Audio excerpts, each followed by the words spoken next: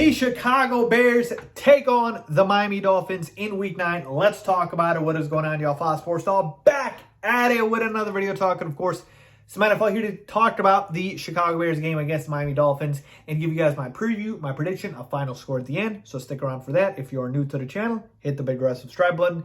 Make sure you have the bell icon turned on so you're notified every time I drop a new video. Season-long coverage for the Chicago Bears right here, right now. Make sure you're locked in. All right, people. Let's get into it. All right, people, this should be a fun one, and I cannot wait because the Miami Dolphins are a fun football team to watch. And taking on the Bears here, they are favored in this one by 5 points. The spread is -5 in favor of the Miami Dolphins. They are on the road. The over-under in this one is 44.5, and I got to tell you, folks, if I were you, I would probably take the over on that. Okay, just saying. We'll get to that at the end in terms of my prediction, but yeah, I'm taking the over in this one, 44.5. I think that's a little bit low for what you will probably see in this one, okay? A couple other items to hit here in terms of injuries and trades. The Chicago Bears just got Chase Claypool, okay? I talked about that extensively in my videos. You guys can go check out my reaction on that. Whether or not he will be available for this one, not knowing at the time I'm recording this, I'm expecting him to be available, but again, he might be limited in terms of just, getting in there, picking up the playbook, depending on how many snaps he plays. So, and he may not play. We'll see.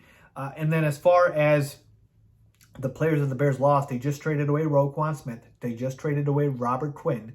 And they are also getting back one of their offensive linemen, Cody Whitehair. Okay, he is designated to return from IR, so we'll get him back, and he is expected to play against the Dolphins. So the Bears' offense getting much better, getting a receiver, getting an offensive lineman, but their defense getting much worse, losing two of the best defenders. Okay, as far as the Miami Dolphins, they did trade for Bradley Chubb as well, so that's a big addition for them. And then taking a look at the other trade they made, they also got Jeff Wilson from the 49ers, and he is reunited with his buddy Raheem Mostert. So 2020 Miami Dolphins backfield, say hello to the 19 or 20 San Francisco 49ers backfield, whatever that year was. Raheem Mostert, Jeff Wilson were literally the 1 and 2, and they're back to that again here. So just wanted to point that out. All right, folks, I'm going to start with the Bears offense in this one for my first key of the game. And just pointing out kind of the defense that we're facing up against here with the Miami Dolphins, 23rd overall on the season, 26th against the pass, 6th against the rush. Now, I know they just did add Bradley Chubb, and that's going to be a big upgrade for them. And we don't know if he's going to play this week, though. So as far as just my analysis, just going to focus on what we've seen thus far here. For the Miami Dolphins, it's a clear pass funnel. It's a clear pass funnel, 26 against the pass, 6 against the rush. Yeah, teams pass on the Dolphins. This secondary, not very good. You can throw on them. They get torn apart here. And so that is what I want the Bears to do, right? I do. But to a certain extent, right? Hear me out. So the offense has looked so much better over the past couple of weeks, right? Justin Fields has been playing his best football, and you love to see it. And hopefully Chase Claypool is going to be available. So you definitely want to throw on this team. But I also want to kind of play clock control here a bit, okay? And it'll make sense when I get to kind of the other key here for the defensive side on how to defend the Miami Dolphins, because here's the thing. The Chicago Bears should try to see if the run game can get going because they're a running football team, but if you find out, hey, it's not working, there's a reason they're top 6 against the rush, absolutely got to abandon it. But you got to at least try, right, with our two backs in Khalil Herbert and David Montgomery. But if it doesn't work, absolutely go to the passing game. I want to see Darnell Mooney keep working. He's been getting a good involvement in the past couple of weeks. And obviously if Chase Claypool's there, he's available. Absolutely get some deep shots going. Cole Kmet in the middle of the field. Definitely need to utilize the passing game. Maybe even use the short passing game as an extension of the run if the running game isn't working. Right? If the running game isn't working, use the short passing game. Luke Getsy has been brilliant in designing the offense over the past couple of weeks for Justin Fields. When he gets him on the run, when he gets him on these bootlegs, play actions, it doesn't all have to be deep shots down the field. You can also work the intermediate routes. Now, the reason I was telling you guys it's going to make more sense when I talk about how to defend the Dolphins is because when we are talking about the Miami Dolphins, we're talking about an aggressive offense, right? We're talking about a team that can put up a lot of points. Well, how do you negate that?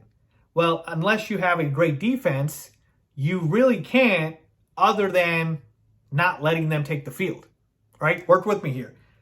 The Bears defense isn't very good anymore. They're going to get points put on them, right? We just lost Roquan Smith and Robert Quinn. Don't expect the Bears defense to be good. You just lost your two best defenders. Yes, their secondary is decent. Absolutely. With Jalen Johnson and Jaquan Brisker looks good.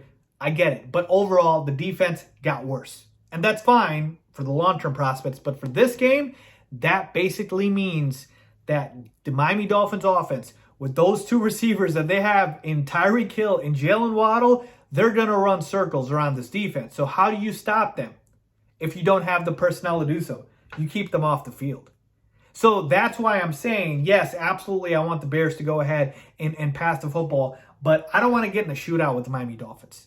Because if we do get in a shootout with them, we're going to lose this game, right? That's not how to win this game. If you get in a shootout, you will lose against the Miami Dolphins because, fun fact, not so much for Bears fans, but for Dolphins fans, when Tua Tagovailoa has been healthy and played in all of the games from start to finish, the Dolphins are undefeated. They're 5-0. The 3 losses have come with Tua getting hurt, or their backup Teddy Bridgewater, or their other backup Skylar Thompson. This is a good team, folks. Mike McDaniel's one heck of a coach. So to me, this is why I believe the offense kind of predicates into how you want to take a look at the Dolphins offense and how the Bears defense should focus on them. So if you take up these long drives, right, these 12-minute, 10-play, 75-yard drives, it'll keep the other team off the field. And it'll keep Tyreek Hill and Jalen Waddle off the field. So that's why, yes, use the passing game. Use the short passing game as an extension of the running game because it's not probably going to work for you against this Dolphins team based off of the numbers, and kind of go from there. Now, as far as how to defend this Dolphins team, oh boy, this is going to get ugly for the Bears because Tyreek Hill is a freaking beast. My goodness. He's on pace to break Calvin Johnson's single-season receiving yards record. Tyreek Hill is unreal. And his numbers would be even better if Tua actually had a deep arm. Like if he actually had, some semblance of arm strength and not have a noodle arm, and he could hit Tyreek Hill in stride like Patrick Mahomes used to, oh my goodness, Tyreek's numbers would be insane this season. But either way, they're still insane. And Jalen Waddle's so good. So how do you defend this team? Because think about it, right? If you want to go ahead and play cover 3 and, make sure you have a bunch of coverage back there to take away the deep pass, Mike McDaniel has no issues tearing you up with the catch and runs. Like the intermediates is the bread and butter for them. They get Jalen Waddle, Tyreek Hill on these screen passes, and boom, their speed just kills. Okay? And then if you want to take that away, then Tyreek Hill just beats your DB for the deep shot because he's faster than everybody. And so does Jalen Waddle because he's faster than everybody. So it's like, how do you cover this? It's literally impossible. That's why I told you they're undefeated with Tua at quarterback. Okay? So the way to defend it is by your offense taking up more time with the clock and being able to play clock control and not really getting into a shootout with them. I don't think that's going to happen, but that's really the way because I just don't see any way. I'm sorry, folks. I don't see any way we can cover Jalen Waddle and Tyreek Hill. All right? But if I'm forced to do so, what I'm doing is I'm taking one of those guys away. At least one. Both cannot go off. If you look at the game that the Dolphins had against the Bills, which they barely won, they should have never won that game, by the way. Funny enough. But in that game, Jalen Waddle had 100 yards receiving, and Tyreek Hill got shut out. I think he had like 33 yards. So that is your best case outcome in this one, is you pick and choose one of them. Yeah, I'm taking out Tyreek Hill. I'm putting double coverage on Tyreek Hill. I'm bumping him at the line of scrimmage. I'm making sure that Tyreek Hill is not going to get any space. Jalen Waddle rips me, he rips me. Because you're not going to be able to stop both.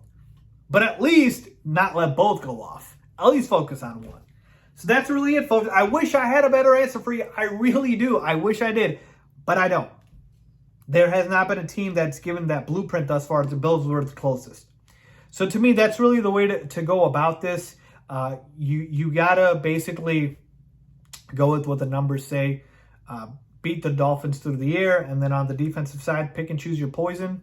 I'll choose Tyreek Hill to take him out and let Jalen Waddle maybe go off and just go from there. Ultimately, I don't see it happening. I think the Bears defense just isn't good anymore talent-wise to allow that to happen. So I think we're looking at a shootout here, and that's why I said take the over 44.5, folks. Ultimately, this is going to be a shootout. Okay? So overall, in this one, as much as I want to pick the Bears, again here, this Miami Dolphins team, they're very impressive. Their offense is elite. Their coach is amazing. Tua's playing some of his best football of his career, the best football of his career, 12 touchdowns, 3 interceptions. They have 2 elite receivers. This team is just better right now. And I'm going to go ahead and pick them to win this game 33-28. But the Bears getting a shootout here. They're getting a shootout, which will be fun to watch. It'll be close. But I'm going to say 33-28. The Miami Dolphins win against the Chicago Bears. And I would love nothing more than to see Justin Fields get in a shootout with the Dolphins and with Tua, and this game end up being that score, and essentially Justin Fields has 250 to 300 passing yards, 2 to 3 touchdowns, no interceptions, and Chase Claypool has a great game, or Mooney has a great game. So that's still development, remember. So to me, that's where I'm at, people. 33-28. Bears losing this one in a shootout against the Miami Dolphins. Let me know what you guys think. Leave a comment down below if you agree with me or disagree, as always.